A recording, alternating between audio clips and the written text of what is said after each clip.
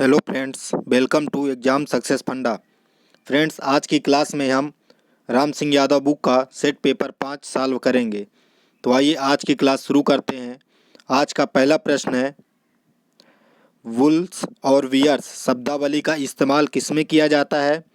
Option है ए सांडों की लड़ाई में, राजनीति में, स्टॉक एक्सचेंज में, या फिर इनमें से किसी में नहीं। वुल्स और वियर्स का इस शब्दावली का इस्तेमाल स्टॉक एक्सचेंज में किया जाता है। ऑप्शन सी सही होगा। अगला प्रश्न है, हैरी पॉटर चलचित्र में मुख्य भूमिका निभाने वाला बाल कलाकार का नाम क्या है? जो हैरी पॉटर चलचित्र या फिल्म है उसमें जो बाल कलाकार है उसका नाम क्या है? Daniel Radcliffe, Rupert Grint, Tom Felton, Richard Harris. तो इसका सही आंसर होगा ए, डेनियल रेडक्लिफ। अगला प्रश्न है, मन्नार की खाड़ी कहाँ स्थित है? ऑप्शन है तमिलनाडु, कर्नाटक, केरल, आंध्र प्रदेश। तो मन्नार की खाड़ी कहाँ स्थित है? मन्नार की खाड़ी तमिलनाडु में स्थित है। ऑप्शन ए सही होगा। अगला प्रश्न है, 5 अगस्त 1945 में किस शहर पर परमाणु बम से हमला हुआ था? बर्लिन, हांगकांग, हिरोशिमा, इनमें से कोई नहीं। यहाँ पे 5 अगस्त नहीं 6 अगस्त होना चाहिए। 6 अगस्त 1945 में किस शहर पर परमाणु बम से हमला हुआ था? हिरोशिमा में। और 9 अगस्त को नागासाकी में हुआ था। इस बम का नाम दिया गया था लिटिल बॉय। जो 6 अगस्त 1945 को हिरोशिमा में गिरा, इस बम का नाम दिया गया लिटिल बॉय। और जो 9 अगस्त 1945 को नागासाकी में गिरा उसका नाम दिया गया फैंटमैन। बम का नाम दिया गया, ये भी पूछ सकता है। अगला प्रश्न है, पिरामिड किस देश में पाए जाते हैं? ऑप्शन है इराक, मिस्र, अफ़गानिस्तान, इनमें से कहीं नहीं। तो पिरामिड कहाँ मिलते हैं? पिरामिड मिस्र में स्थित है। अगला प्रश्न है, लखनऊ शहर किस नदी के तट पर बसा है? बताना है लखनऊ किस नदी के किनारे है? गोमती, गंगा, यमुना, या फिर व्यास।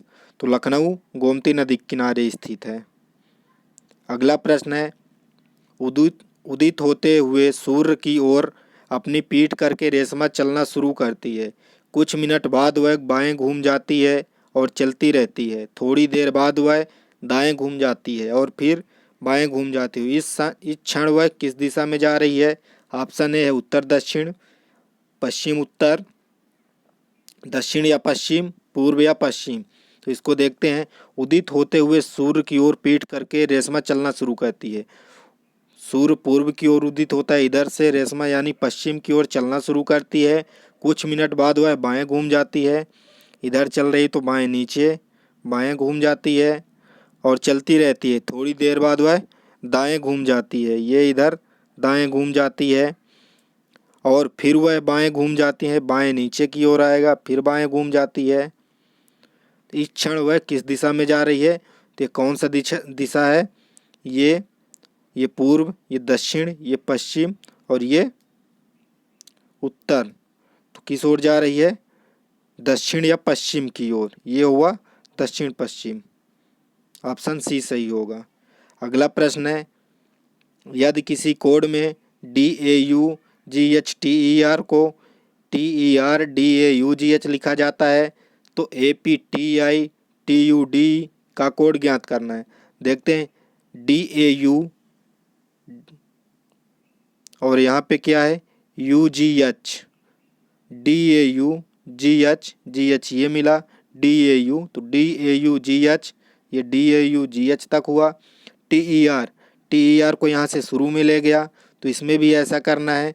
लास्ट के 3 लेटर को शुरू में ले जाना है, UDE को शुरू में करना है। तो देखते हैं किस ऑप्शन में है। UDE ऑप्शन बी में है, यही आंसर सही होगा। UDEAPTIT ऑप्शन बी सही होगा। अगला प्रश्न है, दिए गए विकल्पों में से संबंधित शब्द का चयन करना है।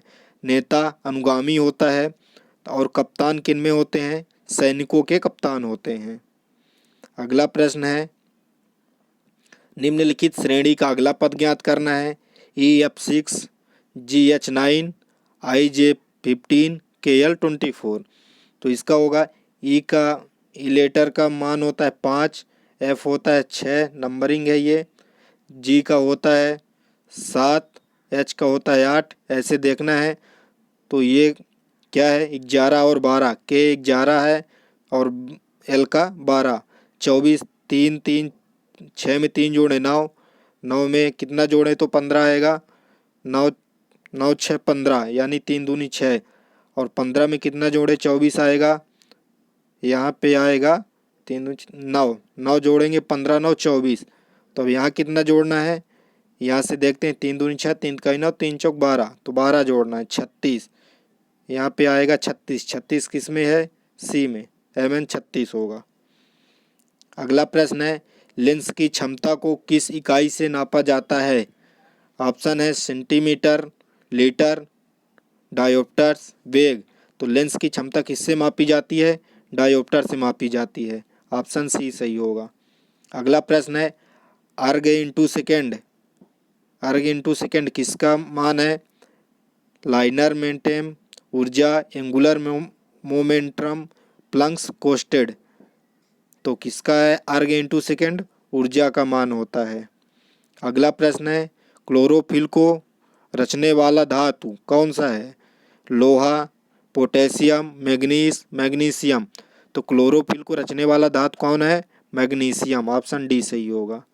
अगला प्रश्न है बंदूक से छोड़ी गई गोली में होती है गतिज ऊर्जा, स्थितिज ऊर्जा, दोनों, गतिज तथा स्थितिज, उपरोक्त में से कोई नहीं। तो बंदूक से छोड़ी गई गोली में कौन सी ऊर्जा होती है, गतिज तथा स्थितिज, दोनों ऊर्जा होती है इसमें।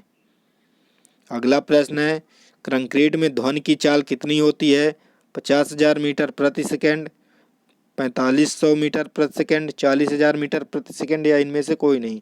तो कंक्रीट में ध्वनि की चाल इनमें से कोई नहीं, ऑप्शन डी सही होगा। अगला प्रश्न है एक आदर्श एमीटर की प्रतिरोधक क्षमता कितनी होती है। 1, -1, 0 या फिर 10। तो एक आदर्श एमीटर की प्रतिरोधक क्षमता कितनी होती है, 0 होती है। अगला प्रश्न है हाइड्रोजन बम किस सिद्धांत पर कार्य करता है। नाभिकीय संलयन पर, नाभिकीय विकिरण पर, खंड खंड करके, इनमें से किसी में नहीं। तो हाइड्रोजन बम किस सिद्धांत पर काम करता है, नाभिकीय संलयन पर। ऑप्शन ए सही होगा। अगला प्रश्न है ओम इकाई है, ओम किसकी इकाई है। विभवांतर, विद्युत प्रतिरोध, ध्वनि की तीव्रता, इनमें से किसी में नहीं। तो ओम किसकी इकाई होती है, ओम इकाई होती है विद्युत प्रतिरोध की। ऑप्शन बी सही।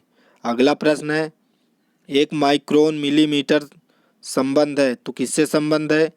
1 माइक्रोन बराबर 10⁻⁻8 मिलीमीटर, 1 माइक्रोन बराबर 10⁻³ मिलीमीटर, 1 माइक्रोन बराबर 10⁻⁴ मिलीमीटर, या इनमें से किसी नहीं। तो 1 माइक्रोन मिलीमीटर का संबंध इनमें से किसी में नहीं। ऑप्शन डी इसका होता है 10⁻⁴ मिलीमीटर। अगला प्रश्न है डेसिबल एक इकाई है, तो डेसिबल किसकी इकाई है। ध्वनि शक्ति की, गहराई की, लंबाई की, या फिर तीव्रता की। तो डेसिबल किसकी इकाई है, ध्वनि शक्ति की। ऑप्शन ए सही होगा। अगला प्रश्न है क्यूरी किसकी किसकी इकाई है। क्यूरी किसकी इकाई का नाम है। ऊर्जा का इकाई का क्यूरी, या फिर रेडियो एक्टिव धर्मिता का, तापमान का, एम्पियर का। तो क्यूरी किसकी इकाई है, क्यूरी इकाई है रेडियो एक्टिव धर्मिता का। ऑप्शन बी सही होगा। अगला प्रश्न है आयतन का मात्रक होता है, आयतन का मात्रक क्या होता है। सेंटीमीटर, मीटर, लीटर, या फिर इनमें से कोई नहीं।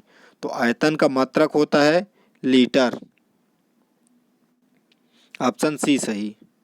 अगला प्रश्न है एक विद्युत चुम्बक बनाने के लिए इनमें से क्या सबसे अधिक उपयुक्त होता है। कॉपर, नरम लोहा, स्टील, या फिर इनमें से कोई नहीं।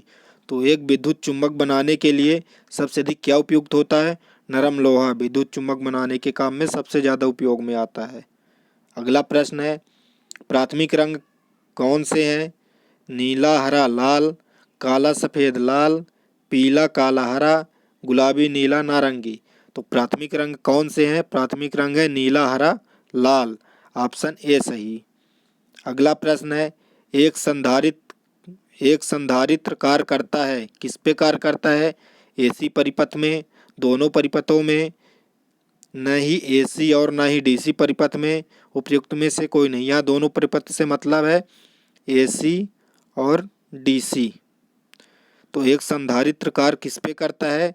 केवल एसी परिपथ में काम करता है। ऑप्शन ए सही। अगला प्रश्न है रसायन विज्ञान का है।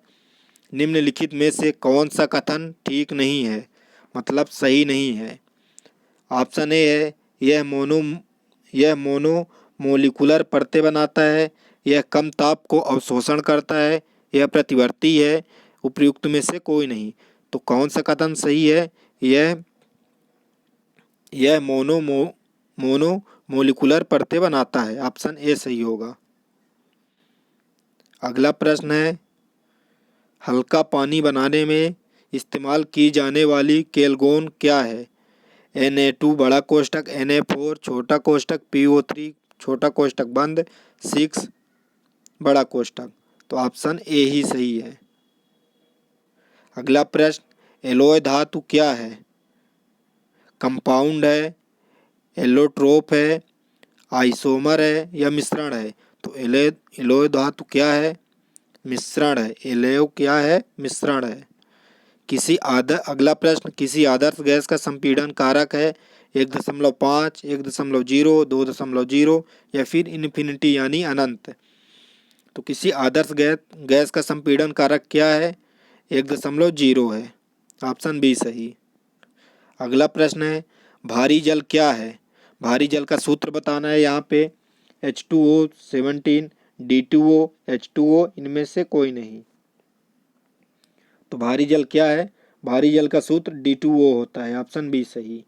अगला प्रश्न है अमोनल जो कि अमोनियम नाइट्रेट एल्युमिनियम पाउडर का मिश्रण है किस काम आता है? विस्फोटक के काम में, पेंट के काम में, डाई के काम में या फिर इनमें से किसी काम में नहीं। अमोनल जो कि अमोनियम नाइट्रेट एल्युमिनियम पाउडर का मिश्रण है किस काम में आता है? अमोनल आता है एक विस्फोटक के रूप में काम। अगला प्रश्न है हाइड्रोजन का रंग कैसा होता है? पीला है, नारंगी है, काला है या पारदर्शी है? तो हाइड्रोजन का रंग कैसा है? हाइड्रोजन एक पारदर्शी है। अगला प्रश्न है सीजियम हाइड्रोक्साइड होगा, बताना है सीजियम हाइड्रोक्साइड क्या होगा? क्षारीय है, क्षीण है, एम्फोटरिक है, इनमें से कोई नहीं। तो सीजियम हाइड्रोक्साइड क्या है? सीजियम हाइड्रोक्साइड एक क्षारीय है। अगला प्रश्न है हैवी वाटर का प्रयोग में लाया जाता है, किसमें लाया जाता है प्रयोग? धोने में, डिटर्जेंट में, पीने का पानी में या फिर मॉडरेटर में? तो हैवी वाटर का प्रयोग किया जाता है मॉडरेटर के रूप में। अगला प्रश्न है फैराडे की विद्युत का सिद्धांत किससे संबंधित है? ऑप्शन ए केसन की प्रमाण संख्याएं, इलेक्ट्रोड का समान भार, केसन की गति या फिर उपयुक्त में से कोई नहीं। तो फैराडे की विद्युत का सिद्धांत किससे संबंधित है? इलेक्ट्रोड का समान भार से संबंधित है। ऑप्शन बी सही होगा। आज की क्लास में बस इतना ही। अगर आपको हमारी क्लास पसंद आई हो तो लाइक, शेयर, सब्सक्राइब करिएगा। मिलते हैं अगली क्लास में सेट नंबर 6 के साथ। तब तक आप हमारे साथ बने रहिए। जय हिंद, जय भारत।